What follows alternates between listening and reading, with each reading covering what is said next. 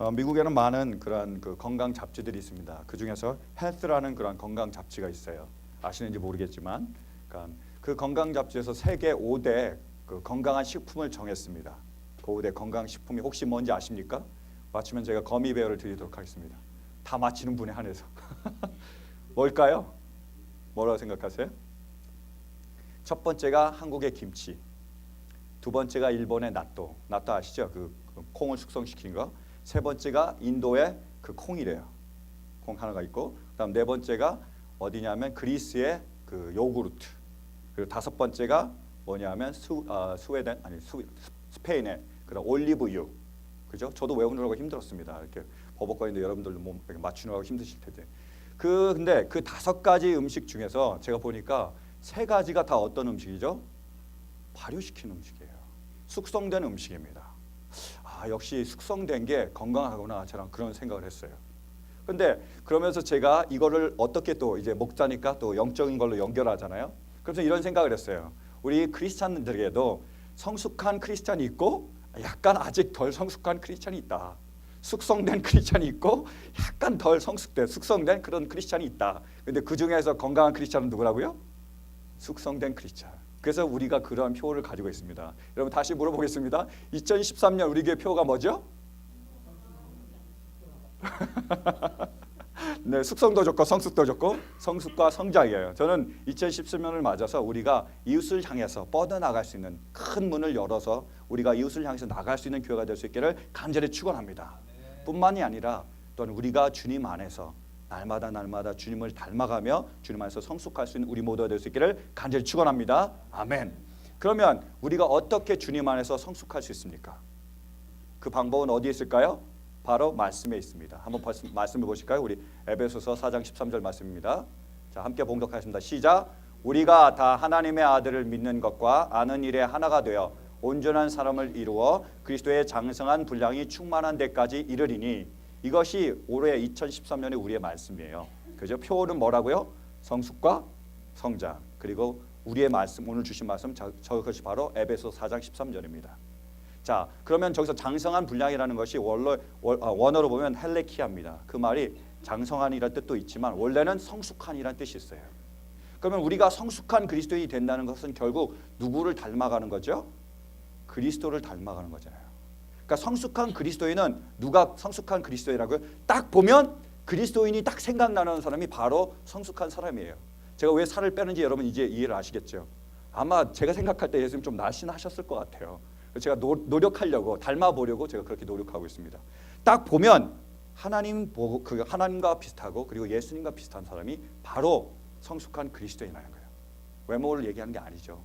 마음과 그 성품을 얘기하는 겁니다. 근데 우리가 그러면 어떻게 그리스도를 닮아갈 수 있냐는 거예요. 어떻게 사람들이 우리를 보면 그리스도를 보는 것처럼 느낄 수 있냐는 거죠. 그것이 저기에 정답이 나와 있습니다. 어떻게 하면 된다고요? 하나님의 아들을 믿는 것과 아는 일에 하나가 되면 된다는 거예요. 하나님의 아들이 누구시죠? 예수님을 어떻게 하면 된다고요? 믿으면 된다는 거예요. 또 어떻게 하면 된다고요? 알면 된다는 겁니다. 믿음과 아는 것이 하나가 되면 그럼 우리가 예수님처럼 된다는 거예요. 제가 이렇게 전하면 어떤 분이 그럼 나는 예수님과 같네라고 생각하는 분이 계실 거예요. 그죠? 우리가 예수님을 믿습니까? 안 믿습니까? 믿습니다. 여러분 예수님을 믿으십니까? 아멘. 믿잖아요. 예수님을 아세요? 그죠? 여러분 안다고 생각하실 거예요. 근데 저 안다는 단어가 원래 원어로 보면 아주 중요한 의미를 가지고 있습니다. 저거는 안다라는 단어는 원래 원어로 에피그노시스예요. 그 말은 뭐냐면 그 그노시스라는 말이 우리가 지금 생각하는 아는 거예요. 1 플러스 1은 뭐죠? 요즘은 제가 이제 수학 문제를 여러분 헷갈리시죠? 그냥 우리가 아는 대로 여러분 학교에서 배우신 대로 1 더하기 1은 뭡니까? 2 더하기 2는요? 4 더하기 4는요? 8 더 안 하겠습니다. 여러분들 위해서 이거라는 거예요. 우리가 그것을 알고 있죠. 근데 여러분 그것을 위해서 살아가십니까? 아니죠. 안다는 것이 그노시스라는 것이 바로 1 더하기 1은 2라는 것을 아는 것을 의미해요. 예수님이 누구시죠? 하나님의 아들. 예수님이 뭐 하셨죠? 이 땅에 오셔서 우리를 위해서 죽으셨다는 거예요. 그죠? 그리고 지금은 하나님 우편에 앉아 계시다는 것. 그것을 우리가 잘 알고 있습니다. 이것은 그노시스예요. 그러면 에피라는 말은 뭐냐면 그것이 온이라는 의미를 가지고 있어요. 내가 알고 있는 그것이 뭐가 된다고요? 나하고 붙는다는 거예요. 다시 말해서 내가 알고 있는 그 지식이 내 삶을 통해서 경험되어지고 체험되어지는 것이 그것이 바로 에피그노시스라는 거예요. 우리는 하나님의 말씀을 잘 알고 있습니다. 그 예수님에 대해서도 잘 알고 있어요. 근데 문제는 예수님처럼 사냐는 거죠.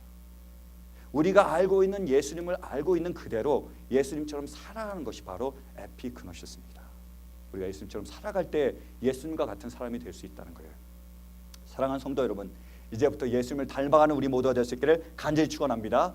예수님과 붙을 수 있는 우리 모두가 될 수 있기를 간절히 축원합니다. 그것이 바로 오늘 본문 말씀이에요. 한번 말씀 보실까요? 우리 15장 그리고 5절 말씀입니다. 함께 우리 봉독하도록 하겠습니다. 15절이 아니고 5절. 자, 시작. 나는 포도나무요 너는 가지이다. 사람이 내 안에 머물러 있고 내가 그 안에 머물러 있으면 그는 많은 열매를 맺는다. 너희는 나를 떠나서는 아무것도 할 수 없다. 자, 바울은 에피그노시스라는 말을 썼어요. 바울은 약간 그저 학식이 많잖아요. 그리고 철학적인 면이 있어서 그러한 단어를 썼지만 요한은 어떻게 표현하고 있습니까? 아주 은유적으로 함축적으로 표현하고 있어요.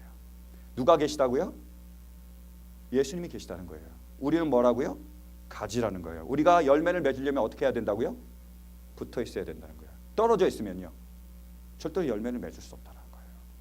그러므로 우리가 성숙하려면 어떻게 돼야 된다고요? 말씀에 붙어 있으라고, 예수님께 붙어 있으라고 말씀하고 있습니다. 그런데 여러분, 그러면 우리가 그것은 잘 알아요. 그럼 어떻게 붙어 있을 수 있냐는 거죠. 나는 붙어 있길 원하잖아요. 열매를 맺기 원해요. 근데 어떻게 붙어 있을 수 있냐는 거죠. 그래서 설명하고 있습니다. 어떻게 하면 붙어 있는 게 된다고요? 우리가 예수님 안에 거하고, 그죠? 예수님이 우리 안에 거하시면 된다는 거예요. 상상을 해보세요. 예수님이 우리 안에 계십니다. 그리고 우리 밖에 예수님이 계세요. 그럼 어떻게 되는 거죠? 우리가 예수님과 하나가 되는 거잖아요. 내 안에도 예수님이 계시고 내 밖에도 계시고, 그럼 뭐예요? 내가 예수님과 하나가 되는 거예요. 그것이 붙어 있다는 것을 의미합니다. 여기는 잘 알아요. 그래서 그렇구나. 내가 이제부터 예수님과 붙어 있어야지. 예수님이 내 안에 있고 예수님이 내 밖에 있어 라고 생각할 수 있지만 그게 또 어떤 의미냐는 거예요. 계속해서 설명하고 있습니다. 한꺼번에 다 해주면 좋은데 차례차례 설명하고 있어요. 예수님이 내 안에 계시고 내가 예수님 안에 있다는 것이 어떤 의미입니까? 그게 7절 말씀입니다. 한번 보실까요? 시작. 너희가 내 안에 머물러 있고 내 말이 너희 안에 머물러 있으면 너희가 무엇을 구하든지 다 그대로 이루어질 것이다. 예수님이 내 안에 있고 내가 예수님 안에 있다는 말이 무슨 말이라고요? 예수님이 누구시죠? 말씀이세요. 그 말은 뭐냐면 말씀이 내 안에 있고 또 내 밖에 말씀이 있는 것이 바로 내가 예수님과 하나가 된다는 말이에요.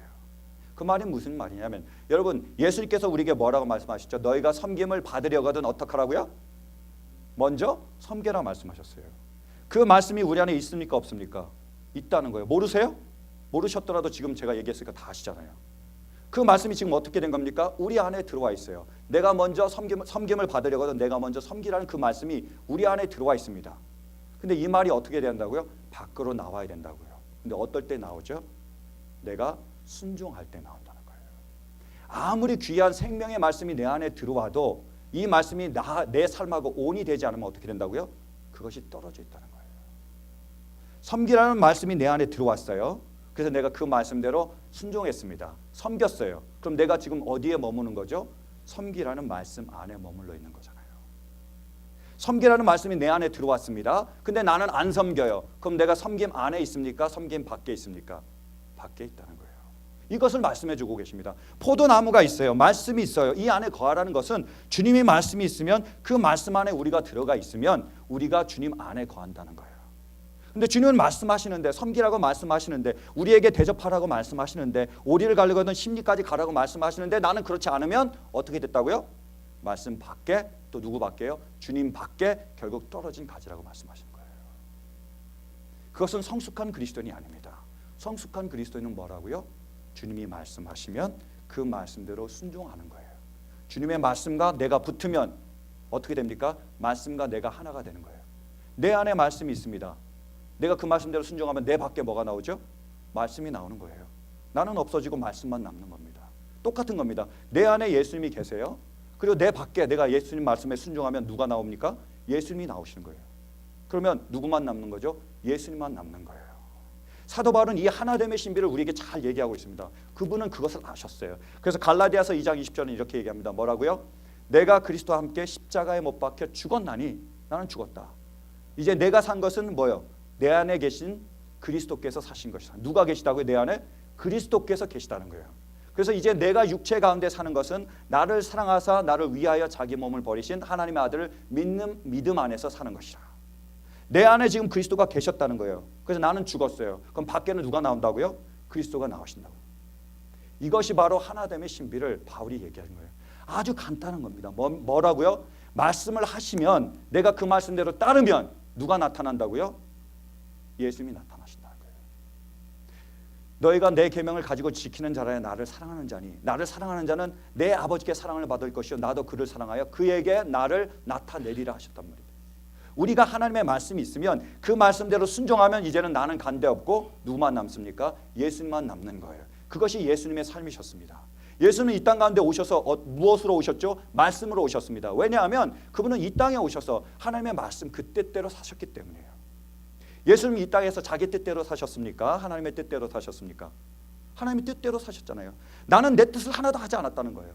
하나님의 그 뜻대로 그 말씀대로 전적으로 순종하는 삶을 살았습니다. 그러면 누가 산 거죠? 그게 예수님 말이에요.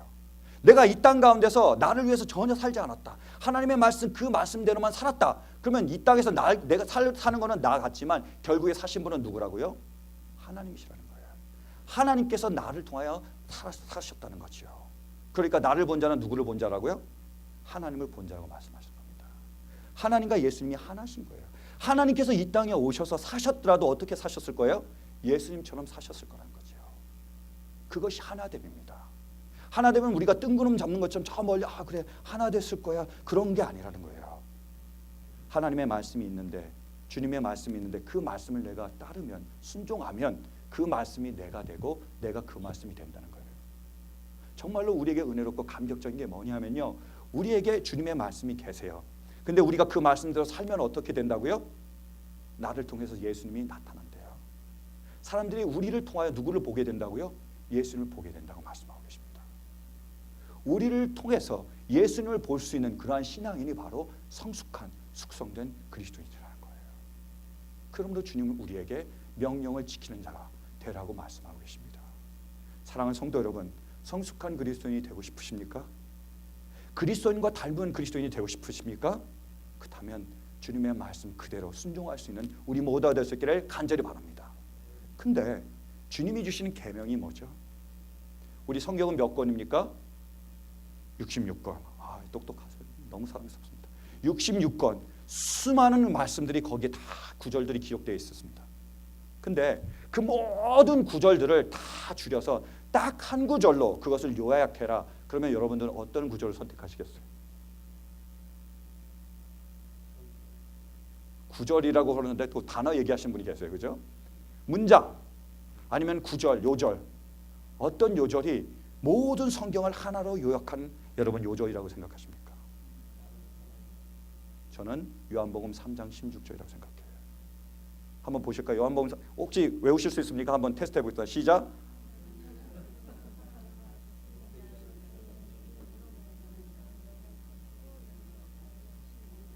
예, 보통 공부 잘하는 사람은 앞에 앉아요. 그죠? 여러분 다른 거는 다 잊어먹어도 적어도 요한복음 3장 16절만은 기억할 수 있는 우리 모두가 될 수 있기를 간절히 바랍니다. 저게 그 모든 말씀의 진수요 완성이라는 거예요. 왜냐하면 보세요. 태초에 하나님이 어떻게 하셨죠? 우리를 사랑하셨습니다. 우리를 사랑하셔서요 아담과 하와를 만드셨어요. 그리고 그들과 함께 에덴 동산에서 영원히 거하기를 원하셨습니다. 보시고요 심히 좋았더라라고 감탄하셨어요. 너희들 보니까 내가 너무나 감격스럽다 이렇게 말씀하셨다는 거예요. 하나님은 근데 우리를 그렇게 사랑하셨는데 우리는 어떻게 했죠? 그 사랑을 배신했습니다. 그 사랑이 싫다고 떠나버렸어요. 그럼 어떻게 되는 겁니까? 영원히 죽는 거예요. 죄의 삭은 뭐라고요? 사망입니다. 하나님의 사랑을 저버렸기에 그들이 에덴 동산 밖으로 나갔기에 결국 죽을 수밖에 없었어요. 하나님은 어떤 분이시라고요? 사랑하는 분이세요. 그럼 우리가 죽는 걸 그대로 놔두시겠습니까? 놔두시지 않아요. 절대로 그럴 수 없습니다. 왜요? 사랑이시니까. 근데 문제는 우리가 돌아올 수 있습니까? 없습니까? 없었다는 거예요. 우리가 완전히 순종할 수 없다는 거예요. 그 어느 누구도 하나님의 말씀을 완벽하게 순종할 수 있는 사람은 없습니다. 다시 말해서 그 어느 누구도 완벽한 의인이 될 수 있는 사람은 이 세상에 없어요. 우리 힘으로는 절대로 주님께 돌아갈 수 없습니다. 그래서 어떻게 하셨죠? 독생자를 주셨단 말이에요. 우리가 올 수 없으니까 주님이 오셨어요. 우리가 돌아올 수 없으니까 하나님이 다가오셔서 우리를 구원해 주시고 작정하셔서 독생자를 주셨습니다. 그러나 여러분 기억하십시오. 하나님은 모든 사람을 구원하기를 원하십니다. 그것이 하나님의 계획이고 지금도 그것을 위해서 일하고 계세요. 그러나 하나님은 모든 사람을 구원하시지 않아요. 어떤 사람을 구원하신다고요? 독생자를 믿는 자, 예수 그리스도를 나의 구주로 영접하는 자, 그 포도나무에 붙어있는 자, 그분을 하나님께서 구원하신다고 말씀하고 계십니다. 아무리 내가 사랑해도 그 사랑이 싫다 그러면 하나님은 그거를 존중해 주신다니까요. 근데 그 존중이 결국에는 멸망으로 가게 되어 있습니다. 하나님은 우리를 사랑하세요. 너무너무 사랑하십니다. 그럼 하나님이 우리에게 바라시는 게 뭘까요? 사랑이라는 거예요. 여러분 남편이나 아내를 사랑하십니까? 정말로 사랑하세요? 그러면 바람 피우는 거 좋아하세요? 말이 안 되잖아요. 하나님은 질투하는 하나님이라고 말씀하세요. 그 말은 뭐냐면 내가 너희를 사랑하는 것처럼 너희도 나를 사랑하기를 원한다는 거예요. 그것이 바로 하나님의 사랑입니다. 그 사랑 때문에 독생자를 우리를 위해서 주셨어요. 그러니까 어떻게 됐죠? 우리는 죄를 졌습니다. 어떻게 돼야 됩니까? 죽어야 되는 거예요. 그것이 우리의 운명이었습니다. 근데 예수께서 계시기에 예수님께서 우리를 위해 십자가에 달려 우리 대신 죽으셨기에 어떻게 된 거죠? 우리가 살게 되는 거예요. 주님을 죽이심으로 우리를 살리셨단 말이에요. 이것이 바로 사랑이잖아요. 그리고 어떻게 합니까? 우리를 끝까지 붙드시고 지키셔서 어디로 인도하시겠다고요? 멸망치 않고 영생을 얻게 하시겠다고요. 저 하나님의 나라로 우리를 인도하시겠다고 말씀하고 계십니다. 하나님은 구원의 역사를 시작하셨습니다. 지금 그 역사를 이루어가고 계세요. 그 가운데 우리를 부르셨습니다. 그리고 다른 사람을 우리를 통해서 부르기를 원해서 그 다음 어떻게 하신다고요? 마지막에 우리를 새 예루살렘과 새 땅으로 하나님의 나라로 인도하시면 끝난다는 거예요. 저는 그래서 요한복음 3장 16절이야말로 성경의 진수라고 생각합니다. 그 여러분 꼭 요한복음 3장 16절은 암송하시길 바랍니다. 아멘. 한번 외워볼까요? 시작. 하나님이 세상을 이처럼 사랑하사 독생자를 주셨으니 이는 저를 믿는 자마다 멸망치 않고 영생을 얻게 하려 하심이니라. 이런 축복이 여러분들이 있을 수 있기를 간절히 축원합니다. 아멘. 그래서 성경 자체는요 하나님의 사랑 이야기예요. 성경에 나오는 모든 얘기는 다 하나님의 사랑입니다. 선악과가 나와요. 이것이 하나님의 심판이라고 하나님의 저주라고 생각하십니까? 어떤 사람에게 물어봤어요. 하나님은 왜 선악과를 만드셨을까요? 물어봤더니 그분이 이러시더라고요. 테스트하기 위해서. 그렇게 만드셨다고 그러더라고요. 하나님 우리를 테스트하기 위해서 그걸 만드셨다고 생각하세요? 우리가 무슨 물건입니까? 이게 좋은 품질, 퀄리티 Q 뭐 이런 거라고 생각하세요? 아니에요. 하나님이 우리에게 선악과를 주시는 이유는요. 우리를 인격적으로 존중해 주기 위해서 우리에게 선악과를 주셨습니다. 선악과가 없다면요. 우리가 하나님을 사랑하거나 사랑하지 않는다는 것을 선택할 수 없다면 우리는 딱 하나밖에 못합니다. 뭐죠? 무조건 사랑해야 돼요. 무조건 복종해야 됩니다. 여러분 어떤 집안에 있어요. 집이 있습니다. 그 집에서 가장이 있어요. 엄마가 될지 아빠가 될지 그중에서 뭐 세력이 센 사람이 되겠죠. 어쨌든 간에 가장이 있습니다. 그 사람이 하는 대로 모든 사람들이 다 복종해야 돼요. 만약에 그 말을 지키지 않으면 어떻게 되죠? 다 쫓겨납니다. 그거 사랑이라고 생각하세요? 아니에요. 사랑이 아닙니다. 진정한 사랑은 선택할 수 있도록 해주는 거예요. 그 의견을 존중해 주는 것이 진정한 사랑입니다. 하나님은 우리를 그렇게 사랑해 주셨다니까요.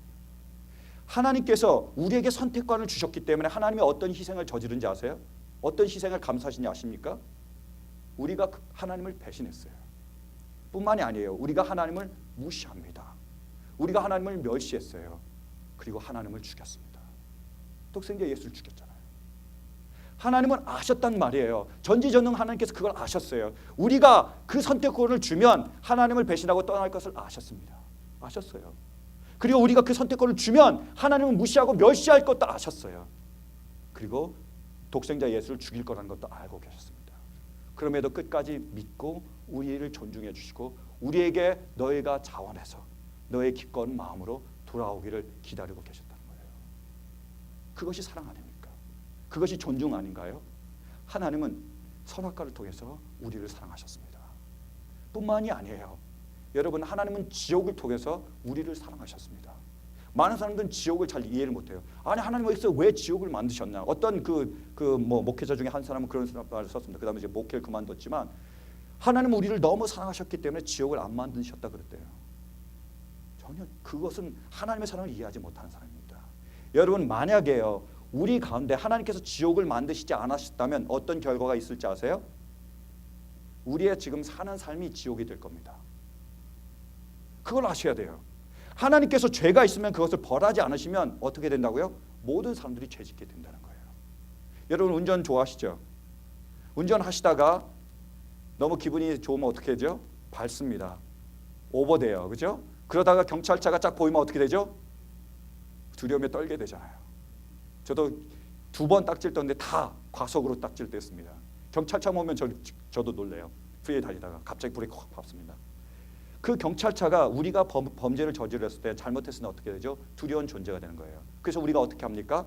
과속하다가도 경찰차만 보면 속도를 줄이잖아요. 또 지나가면 또 밟더라도 어쨌든 간에 그죠? 보이면 우선 밟게 돼 있어요. 근데 반대로요.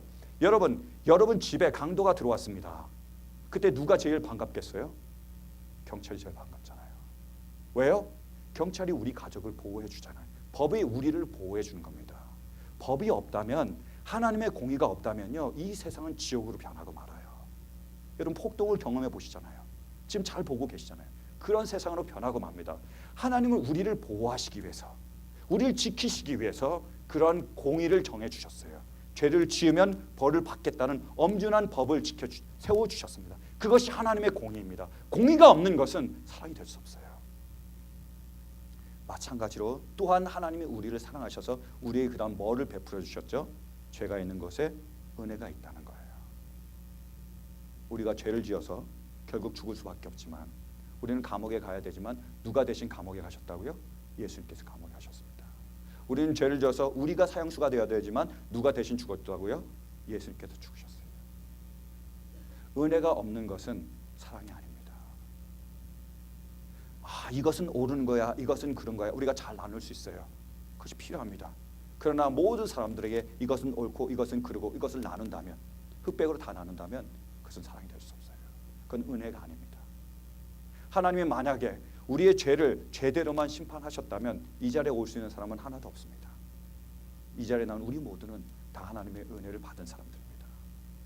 그것이 바로 독생자를 통해서 우리에게 베풀어 주신 하나님의 사랑 이야기라는 거예요. 성경은 사랑 이야기입니다. 그리고 마지막으로 우리에게 뭐를 약속하십니까? 천국을 약속하세요. 천국이 우리를 위하여 기다리고 있습니다. 이 세상이 아무리 힘들어도 이 세상이 아무리 고달파도 이 세상에 아무리 희망이 없어도 우리에게는 희망이 있습니다. 왜요? 천국 때문에요. 돌아갈 영원한 하늘나라가 우리 안에 있다는 거예요. 현재가 우리의 고난을 받아도 장래는 우리에게 뭐가 있다고요? 하늘나라의 영광이 있다고요. 그러니까 우리가 희망을 가지고 살아갈 수 있다는 거예요. 내일은 다시 온다는 거죠. Tomorrow comes. 레미제라블의 그 아름다운 노래처럼 One day more, tomorrow comes. 그렇게 끝나는 거예요. 우리에게는 하나님의 나라가 있습니다. 그 나라가 우리를 위하여 기다리고 있어요. 이 세상이 아무리 힘들어도 어려워도 하나님은 우리를 마련해 주신 그 나라가 우리를 위하여 기다리고 있습니다. 그렇게 우리는 이 땅을 살아갈 수 있는 거예요. 그것이 사랑이 아닙니까? 그것이 바로 사랑이에요. 그 모든 사랑의 이야기가 하나님의 말씀 안에 담겨 있습니다. 근데 주님께서 그러면 이제 뭐라고 말씀하시죠? 너희가 여기에 붙어 있으라는 거예요. 내가 너희를 사랑한 것처럼 어떻게 하라고요? 너희도 서로 사랑하라고 11절에 말씀하고 계십니다. 주님이 아무리 사랑이시지만 우리가 거기에 붙어 있지 않으면 우리는 어떻게 됩니까? 죽는다는 거예요. 그게 아무리 생명이지만 우리가 그 생명의 피를 수혈받지 않으면 우리는 죽는다고 말씀하고 계십니다. 여러분 이 세대가 이 교회들이 다 죽어가고 있어요. 왜요? 말씀은 있는데 우리가 붙어 있지 않기 때문이에요. 사랑하라고 말씀하는데 우리가 사랑하지 않기 때문입니다. 그러면 죽을 수밖에 없다는 거예요. 사랑하는 성도 여러분, 주님은 사랑이십니다. 믿으십니까? 주님은 사랑이세요. 그러므로 이제 그 사랑과 접붙임 받을 수 있는 우리 모두가 될 수 있기를 간절히 바랍니다. 그분이 우리를 사랑하신 것처럼 이제도 우리가 서로 사랑할 수 있는 우리 모두가 될 수 있기를 간절히 바랍니다. 사랑하기 원한다면 첫 번째로 우리는 존중해야 되는 거예요. 왜요? 하나님이 우리를 존중하셨잖아요. 여러분은 정말로 소중하고 보배롭고 가치 있는 존재들입니다. 왜요? 예수님 대신에 우리를 살려주셨기 때문이에요. 우리는 예수님처럼 하나님께 소중하고 귀하고 존귀 있는 존재들입니다. 잊지 마시기 바랍니다. 그런데 여러분, 내가 하나님 앞에서 그렇게 소중하고 보배로운 존재라면 내 옆에 있는 사람은 어떻죠? 똑같다는 거예요. 왜요? 그분을 위해서도 예수님께서 돌아가셨습니다. 그분 대신에 예수님께서 돌아가셨어요. 여기 있는 모든 분들이 다 예수님과 같은 분이라는 거예요. 그래서 예수님 말씀하셨습니다. 작은 소자 한 사람에게 한 것이 나에게 한 거라고요. 그 말이 뭐죠? 내 옆에 있는 이 분들이 바로 예수님이라는 거예요. 이 분들을 예수님처럼 대하라고 주님께서 말씀하고 계신 겁니다. 그게 사랑이라는 거예요. 그들 예수님처럼 존중하는 것이 바로 사랑입니다. 여러분의 남편이 누구라고요? 예수님이세요. 여러분의 아내가 누구라고요? 예수님이십니다. 여러분의 자녀가 누굽니까? 예수님이세요. 성도가 누구죠? 예수님입니다. 여러분, 우리의 남편이나 아내나 우리의 자녀들이 예수님이라면 여러분 그렇게 똑같이 말씀하시겠습니까? 그렇게 하시겠어요? 그럼 여러분 성숙한 그리스도인이에요. 여러분, 우리의 자녀가 예수님이라면 여러분 그렇게 대하시겠습니까? 저도 반성 많이 하고 있습니다. 설교 준비하면서 많이 회개했어요. 여러분, 우리 성도가 예수님이라면 어떻게 대하시겠어요?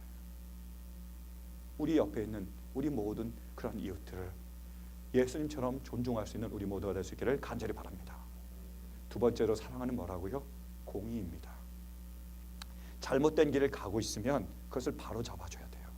여러분, 소도둑이 바늘 도둑 된다는 말 아시죠? 뭔가 좀 이상해요. 다시 바꿔서 그 바늘 도둑이 소도둑이 된다는 말 아시죠? 그죠? 그게 뭡니까? 바늘을 훔쳤어요. 그럼 어떻게 해줘야 되죠? 그때 바로 잡아줘야 된다는 거예요. 근데 바늘을 훔쳤는데 그것을 잡아주지 않으면 어떻게 됩니까? 결국에 소를 끌고 온다는 거예요. 우리가 충고해주고 그 사람을 바로 잡아주는 것이 그것이 바로 공의고 사랑입니다. 우리의 자녀들이 잘못된 길을 가고 있으면 그것을 잡아주는 것이 사랑이에요. 여러분, 그 수많은 사람들이 자기가 모르는 채 지옥으로 가고 있으면 그것을 바로 잡아주는 것이 그것이 바로 사랑입니다. 껄끄럽다고 자기 인생은 자기가 살아야지 이렇게 그들을 나누는 것은 절대 사랑이 아닙니다. 맨홀 뚜껑이 열려 있어요. 그들이 그 길을 향해서 자기도 모른 채 걸어가고 있습니다. 우리가 거기에 맨홀 뚜껑이 있다고 말해줘야 되잖아요. 그러지 않으면 어떻게 됩니까? 거기에 빠지게 된다는 거예요. 여러분, 한 번 기회가 지나가면 영원히 돌아오지 않을 수도 있습니다. 하나님 지금 우리에게 하라고 말씀하고 계시는 거예요. 그들이 어떤 길을 가고 있는지 알려주는 것이 바로 사랑입니다. 우리의 자녀들이 잘못된 길을 가고 있다면 그들을 바로 잡아주는 것이 사랑이에요. 그들이 믿음 안에서 벗어났다면 그들을 믿음 안으로 이끌어주는 것이 바로 사랑입니다. 그들을 붙잡고 부둥켜 잡고 그들 위해 눈물 흘리며 날마다 울어주고 그들 위해서 중보하는 것이 그것이 진정한 사랑입니다. 공부 잘하도록 놔두는 것이 사랑이 아니에요. 좋은 직장 얻도록 해주는 것이 사랑이 아닙니다.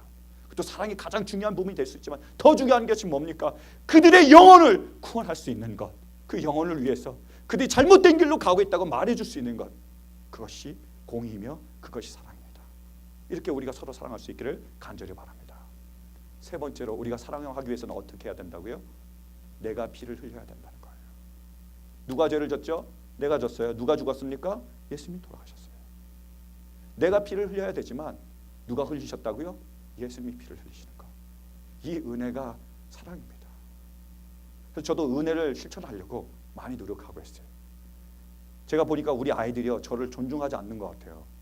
왜 그러냐면 저를 보면요, 그 반말로 짝짝하더라고요. 영어가 너무 안 좋은 것 같아요, 제가. 그래서 제가 너 이거 먹을래? 그러면 뭐라 그러면 야 그러더라고요.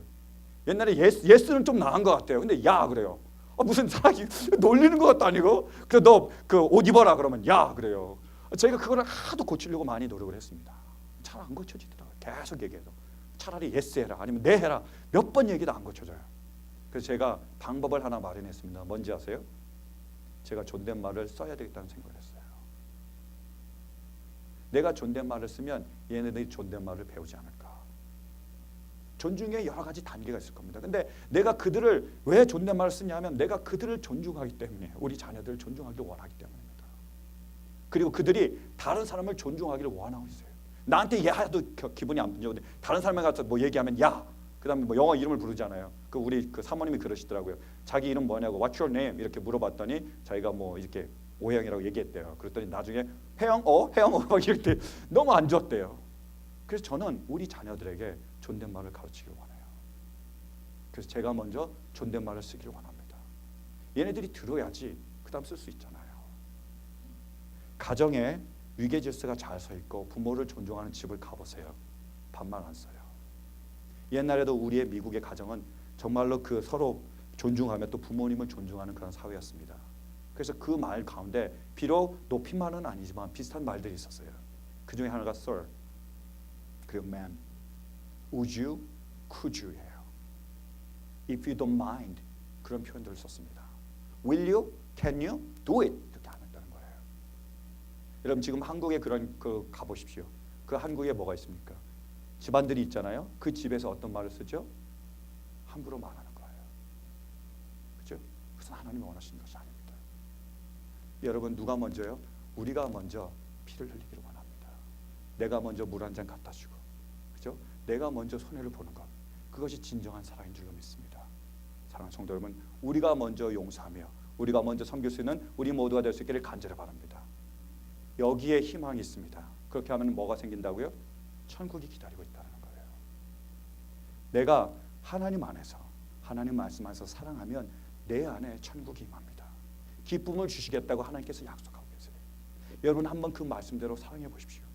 우리 안에 주시는 하나님의 기쁨을 맛볼 수 있는 저와 여러분들이 될 수 있기를 간절히 바랍니다. 뿐만 아니라 제가 바라는 것이 있습니다. 내가 하나님의 말씀대로 사랑하면 우리의 가정이 천국이 된다는 거예요.